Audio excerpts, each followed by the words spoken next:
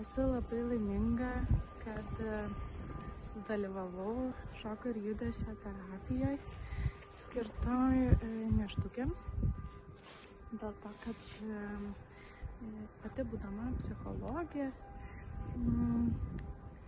mačiau tokių terapijų prasmę ir naudą klientam, pacientam, kaip teigiamai jas vertina mokslo daktarai ir profesoriai, ir mačiau, kokius stiprius perversmus jos sukelia.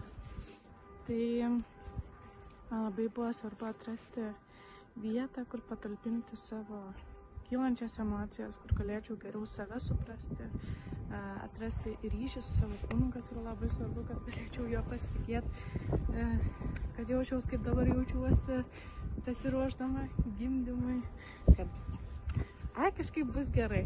Aš pasitikiu savim, pasitikiu savo mergytę gimstančią ir turiu tokią ramybę su savim.